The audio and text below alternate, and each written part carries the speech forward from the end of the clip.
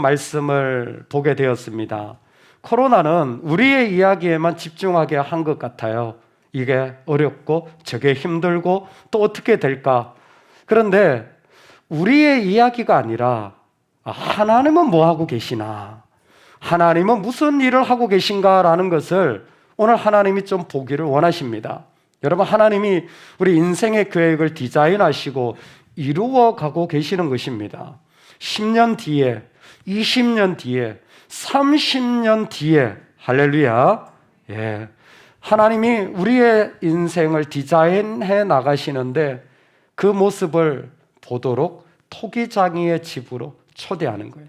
토기장이는 말 그대로 진흙으로 그릇을 빚어 만드는 사람을 말하는 것이었습니다. 토기장의 집으로 내려가 봐라. 예레미야야. 왜요?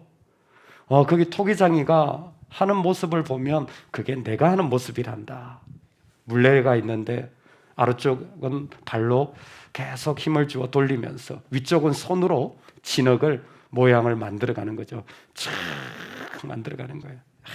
잘생긴 건 전 목사, 좀 못생긴 건 누구, 쫙 만들어가는 거예요. 만들어가는 모습을 보라는 거예요. 하나님이 우리를 그렇게 빚으시고 만들어가시고 새롭게 하시는 게 우리 인생입니다. 여러분, 하나님의 손에 우리는 지금도 만들어가고 계신 줄로 믿습니다. 예, 그게 우리 인생이에요. 인생의 자리는 주님을 믿는 자들은 그 가운데 하나님이 지금도 우리 삶의 자리를 계속 만들어 갔어요. 근데 약간 좀 놀라운 게 있어요. 하나님이 우리를 만들어 가신다라는 부분에 우리는 큰 어려움이 없습니다. 예, 하나님 우리를 만들어 가시겠죠. 어떤 모양이든. 그런데 있잖아요. 토기장이가 만들 뿐만이 아니라 그 토기를 부수기도 하신다는 거예요. 그 토기를 손으로 이겨서 진흙을 터지게 하기도 하고 만들어진 그릇을 깨트리고 부서뜨리기도 하신다는 거예요. 내 인생이 깨어지는, 내 인생이 너무 힘들어지는, 아파지는 일들이 있으셔도 괜찮으시겠습니까, 여러분?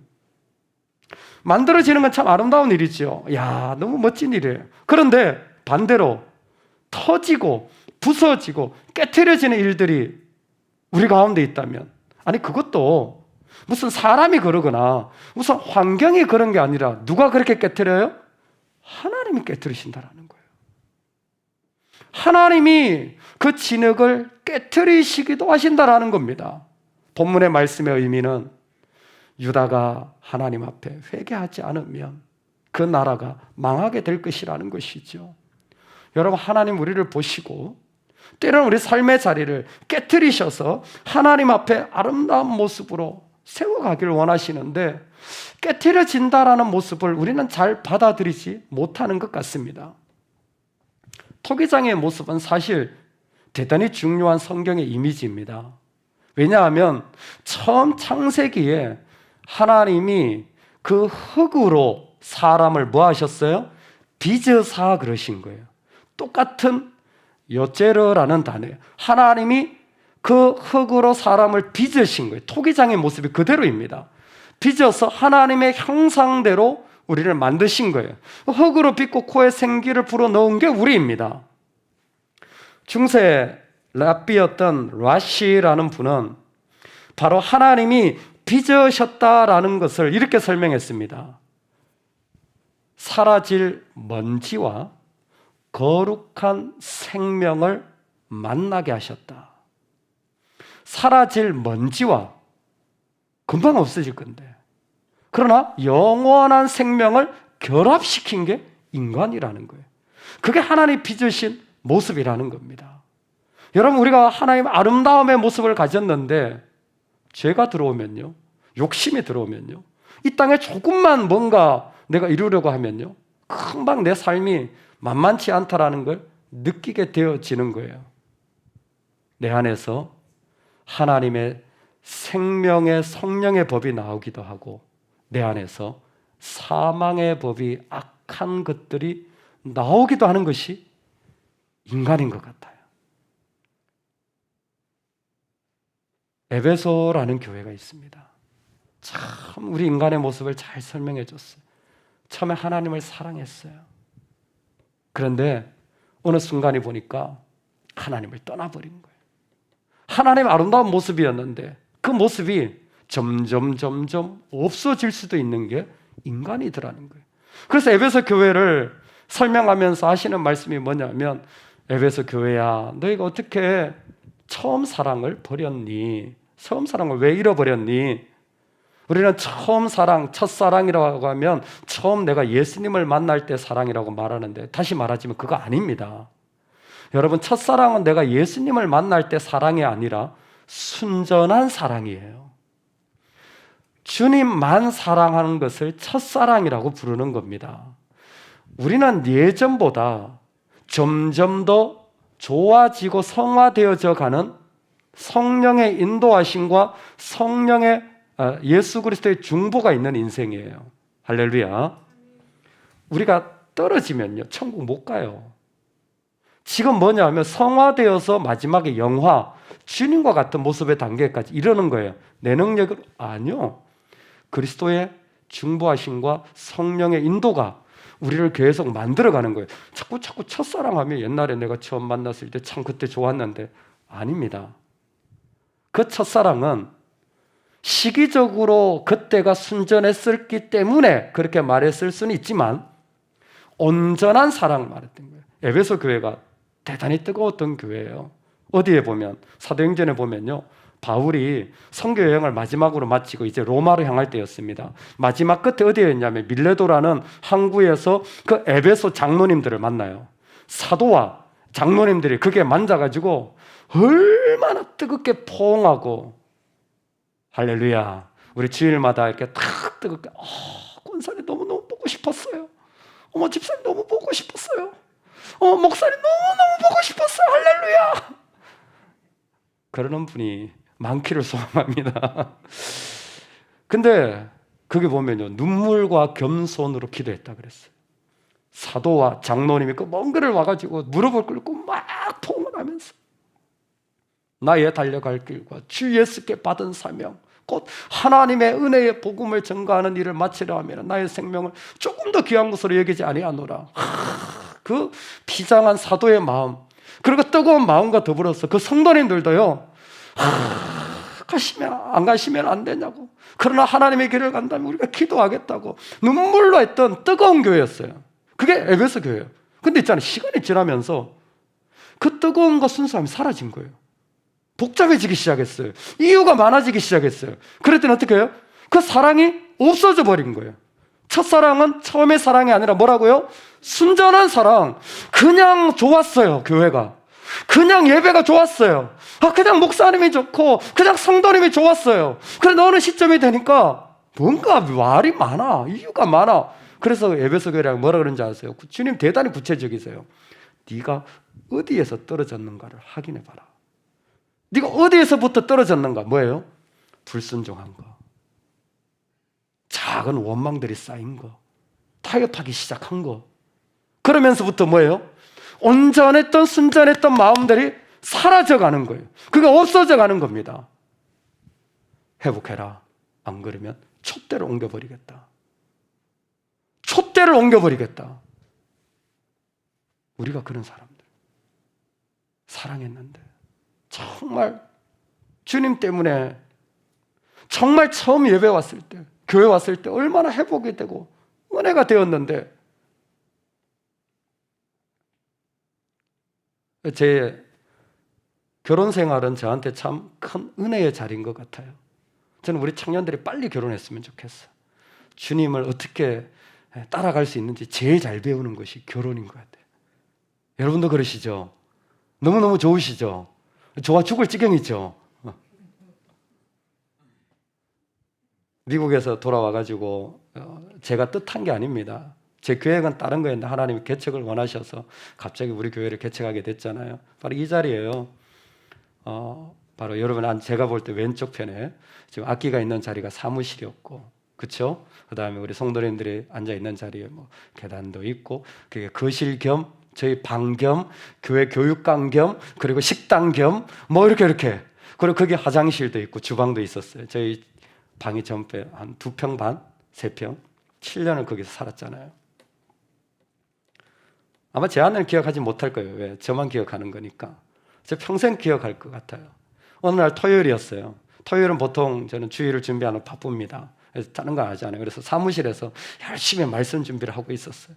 말씀 준비를 하고 있는데 한 10걸음 밖에 그 주방에 10걸음 여기서 10걸음밖에 안 되잖아요. 그게 주방에 있는데 그 싱크대 앞에서 아내가 저를 부르는 거예요. 여보, 왜요? 그랬더니 갔어요. 옆에 갔더니 자기 바로 옆에 냉장고가 있는데 냉장고에서 김치통 좀 꺼내주세요. 난 사무실에 있는데 굳이 나를 오라 그래가지고, 물론 그때 좀 임신했을 때 첫째를, 근데 굳이 저보고 와서 김치통을 꺼내라는 거예요. 거룩한 말씀을 준비하고 있는데 꺼내줬어요. 순종할지어다. 순종은 했는데 기쁨은 없더라고요. 그래서 갔어요. 다시 꺼내줬어요. 그래서 사무실에 또 다시 열심히 말씀 좀 하고 했는데 또 부르는 거예요. 여보. 그래서 또 갔어요. 왜? 그랬더니 아까 꺼냈던 김치통 다시 집어넣어 주세요. 이야, 아니 자기가 놓으면 되지. 사랑해서 한 결혼인데, 이야, 김치통 하나에 심정이 상하더라고요. 이야, 이게 인간이구나. 내가 이것밖에 안 되는구나. 여러분들은 안 그러시죠? 근데 성경에 보니까요, 하나님이 깨트리시는 이유가 있는 거예요. 부서지는 이유가 있는 거예요. 왜? 그 안에 마음이 떨어져 나가고 마음이 그 가운데서 어두워지고 하나님 앞에 엎드리지 않은 삶의 자리가 그대로 있는 거예요. 여러분, 하나님 완전히 부서뜨리십니다.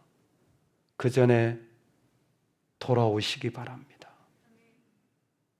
다 잃어버리고 돌아오실 수도 있어요. 어느 시점 가시면 다 없어진다라는 걸 알게 될 겁니다. 그런데 그 전에 돌아오세요. 지금입니다. 하나님 부르시는 거예요. 뭘 통해서? 깨트림을 통해서. 내가 능히 너희에게 행하지 못하겠느냐? 한 가지 물으시는 거예요. 내가 어디까지 너희 하나님이니? 내가 어디까지 너희 하나님이 될 수 있니? 하나님 요만큼은 깨트리셔도요, 안 됩니다. 하나님 요만큼만 하세요. 이만큼은 더 안 됩니다. 내가 어디까지 너의 하나님일 수 있니? 내가 어디까지 너의 하나님일 수 있니? 하나님 우리한테 물으시는 거예요. 내가 능히 너희에게 행하지 못하겠느냐? 여러분, 우리가 하나님을 믿는다면 내가 다 부서지는 그릇이 될 수 있기를 소망합니다. 완전히 부서질 수 있는 그릇이 될 수 있기를 소망합니다. 어떤 자리도 나의 하나님이 하나님 되시는 그 자리를 절대 포기하지 마시고 부서지는 그 자리를 통해 주님을 고백할 수 있기를 소망합니다. 사실은요, 부서짐은 새로운 기회예요. 사실 나는 무너진 건데 하나님 뭐라고 말씀하시냐면, 아니야, 내가 너를 다시 만드는 거야. 터진 것 같지만 아니야, 나는 너를 더 거룩하게 쓰고 싶어. 나는 나를 더 사용하고 싶어. 그래서요, 사람들이 다 만드는 것만 좋아해. 예쁘게 만들었구나, 아 멋지구나, 이런 것만 하면 야 내가 복받았다 생각하는데 아닙니다. 그 부분도 있어요. 그런데 하나님은 때로는 부서진 자리를 통하여서 우리를 만드시기도 하는 거예요. 다 깨어진 자리를 통하여 주님은 더 아름답게 하시는 겁니다. 이제는 믿음의 눈으로 그 자리가 기회로 보이시기를 소망합니다. 아, 내가 왜 이런 어려움을 당해야 돼? 내가 왜 이런 환난 가운데 있어야 돼? 내가 왜 이 답답한 일을 내 인생 가운데 겪어야 돼? 하나님이 나를 엎드리게 하시는구나. 하나님이 나를 엎드리게 하시는구나. 뭐 하려고? 새롭게 사용하시려고. 이거 기회다. 그때 사람 비위 맞추고 세상 비위 맞추는 것이 아니라 하나님께 나아간다면 하나님은 새로운 그릇으로 우리를 세우실 줄로 믿습니다. 이 은혜가 우리에게 소망합니다. 아멘. 오늘 이 말씀의 첫 번째 부분은 대단히 좀 의외였습니다. 만드시는 것만 알았어요. 왜? 그건 창세기에 있으니까. 그런데 뭐예요? 하나님은 부수기도 하십니다. 부서질 수 있는 것을 인정하는 것이 믿음이고, 그 자리를 통해 하나님은 새롭게 만드신다라는 것도 고백할 수 있기를 소망합니다. 아멘. 아멘. 여기까지가 아주 중요한 부분인데, 지금부터 하는 설교는 여러분이 잘 들으셔야 오해가 없습니다. 아마 초신자들이 이해하기 어려우실 수도 있습니다. 왜냐하면 대단히 조심스러운 부분이기 때문에 그래요. 이 토기장의 비유에 첫 번째는 만드실 뿐만 아니라 깨뜨리신다라는 말씀도 있어요. 근데 또 하나 대단히 독특하고도 어려운 말씀이 하나 있습니다. 오늘 말씀 우리 7절 8절인데요. 같이 한번 읽어보겠습니다. 말씀 7절 8절입니다. 시작. 내가 어느 민족이나 국가를 뽑거나 부수거나 멸하려 할 때에 만일 내가 말한 그 민족이 그의 악에서 돌이키면 내가 그에게 내리기로 생각하였던 재앙에 대하여 뜻을 돌이키겠고. 아멘. 아멘. 내가 말한 그 민족이 그의 악에서 돌이키면, 그가 돌이키면 하나님 뭐라고 말씀하시냐면 나도 돌이키겠다라는 거예요. 그가 슈브하면, 그가 돌아오면 나도 돌아오겠다라는 거예요. 여러분 간단해 보이지만요, 사실은 내가 돌아오면, 내가 이렇게 하면 하나님이 이렇게 해주신다라는 것이 행위구원론입니다. 내가 이렇게 해야 내가 하나님 앞에 구원받는다라는 거예요. 그래서 나는 이 정도는 해야 돼. 근데 우리는 행위구원론자가 아니라 은혜구원론자예요. 내가 무언가를 해서 구원받는 게 아니라 예수 그리스도의 십자가의 보혈로 그 은혜로 구원받는 거예요. 할렐루야. 행위로 내가 뭔가를 해서 내가 달라지는 게 아니라 그분의 은혜로 내가 다 하지 못하더라도, 내가 이루지 못해도 주님은 우리를 사랑하십니다. 그래서 십자가에 죽으신 거예요. 그래서 대속하신 겁니다. 대신 갚아주신 거예요. 그래서 구원받은 거예요. 이 사실 잊지 말으셔야 됩니다. 그런데 아무리 이 말씀을 봐도 분명한 거 한 가지는 네가 돌이키면이라는 조건이 앞에 나와 있고, 마치 톱니바퀴처럼 그러면 나도 돌이키겠다라는 거예요. 네가 돌이키면 그때 나도 돌이키겠다라는 게 연결되어져 있다라는 것을 부인할 수 없는 것입니다. 여러분, 우리가 하나님 앞에 나아갈 때에 이 부분을 분명히 좀 이해해야 되고 큰 도전이 되어지는 장면이라고 저는 생각되어집니다. 요한계시록에 요째로라는 말이 한 번 더 등장합니다. 창세기에 등장했잖아요. 중간에 사실 여러 번 있습니다. 생략하겠습니다. 계시록에 있어요. 우리 주 하나님이여 영광과 존귀와 능력을 받으시는 것이 합당하오니 주께서 만물을 지으신지라. 만물이 주의 뜻대로 있었고 또 지으심을 받았나이다 하더라. 만물이 하나님으로 지음받았어요. 창세기죠. 그리고 그 지음받은 만물이 계속 하나님에 의하여 만들어지고 있습니다. 예레미야서를 통하여서 어디까지? 계시록까지. 이건 계속 진행되어지는 거예요. 그런데 마지막에 만물이 지음을 받았나이다, 주의 뜻대로 지음을 받았나이다라고 한 번 더 이 토기장이의 고백을 하는 것입니다. 이게 어떤 장면이냐면, 여러분 우리가 하나님 앞에 가면요, 어린 양의 보좌 앞에서 찬송하게 될 것입니다. 그 어린 양의 보좌 옆에서 찬송하게 될 거예요. 그런데 요한계시록 4장은 그 장면을 조금 더 구체적으로 우리만 있는 게 아니라, 택함받은 백성만 있는 게 아니라 그 앞에 누가 있냐면 네 생물이 있어요. 이 네 생물은 모든 만물을 대표하는 겁니다. 예를 들어서 뭐 독수리라든지 소라든지 사자라든지, 그러니까 모든 만물의 대표들이 먼저 거기서 하나님을 찬송하고 있어요. 어린 양을 찬송하고 있는 거예요. 찬송하고 사람이 이제 구원받은 자들이 나와서 찬송하는 거예요.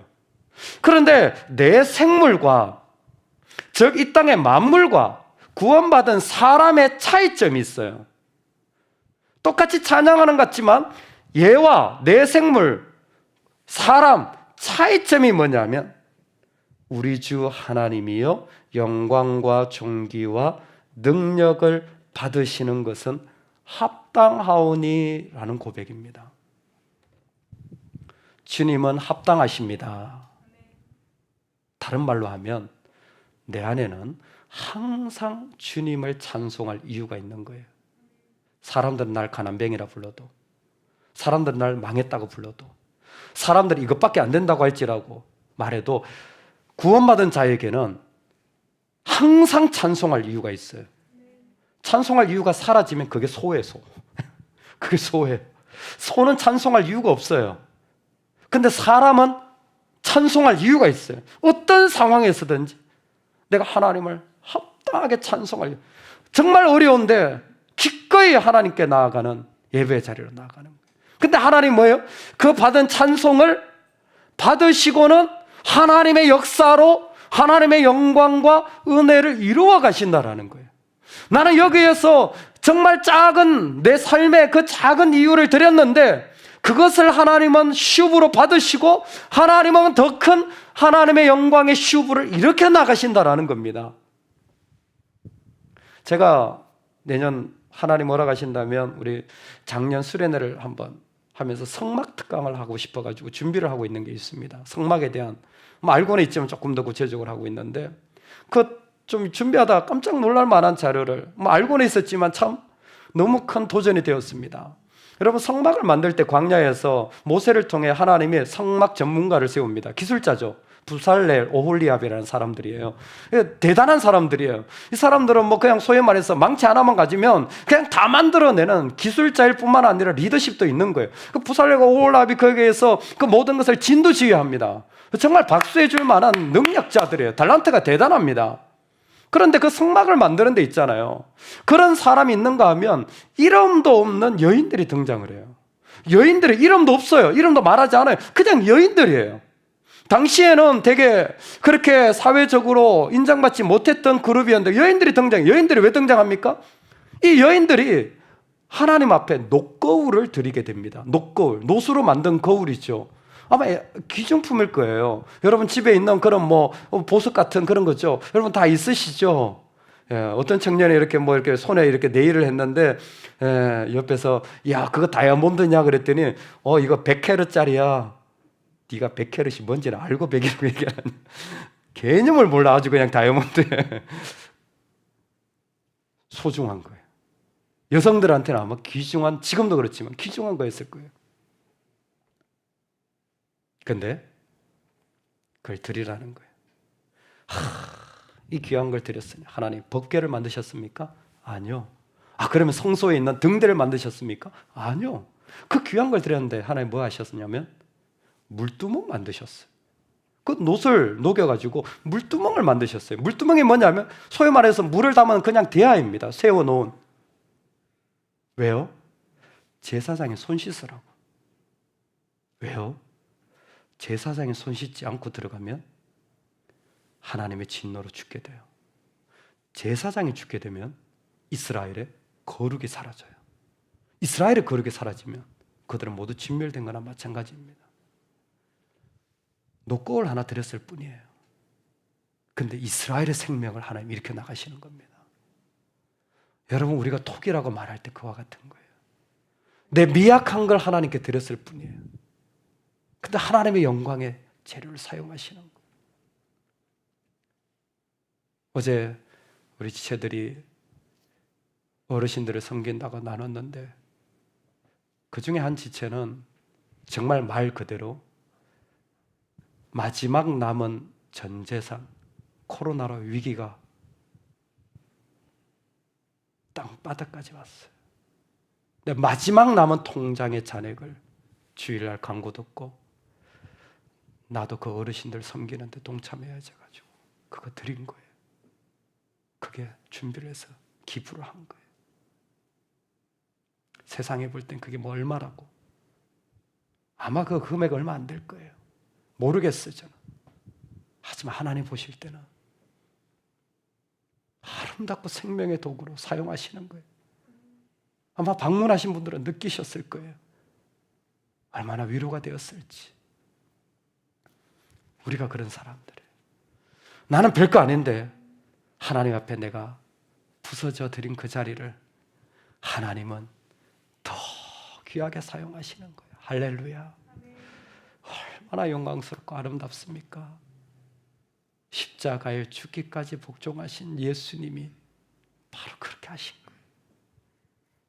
자신의 몸뚱아리를 하나님의 사랑을 위한 영광의 자료로 십자가에 내어드리자. 그 사랑을 받은 자들은 여전히 지금도 살 수 있게 되어진 것 아닙니까? 어떤 자리에서도 예수 그리스도가 있으면 살게 되어지는 줄로 믿으시기 바랍니다. 그 연약한 믿음으로 인하여 우리는 어떤 일이 다가오더라도 걸어갈 수 있게 되어진 거예요. 내 능력이라? 아니요. 내 믿음이라? 아니요. 내가 그만큼 했기 때문에? 아니요. 하나님이 돌이켜주시고 복 내려주시기 때문인 줄로 믿습니다. 이 땅을 살아가는 하나님의 백성들의 삶에 주님은 지금도 그 자리로 초대하실 때에 저와 여러분이 이제는 부서지는 그 자리, 주님을 향한 기회로 볼 수 있기를 소망합니다. 나를 돌이키게 하시는구나. 나를 엎드리게 하시는구나. 그리고 그 자리에서 우리의 작은 녹거울을 드릴 때 우리 주님의 놀라운 영광에 더 귀한 자리를 경험할 수 있는 저와 여러분 되기를 간절히 축원합니다. 아멘. 하나님 아버지,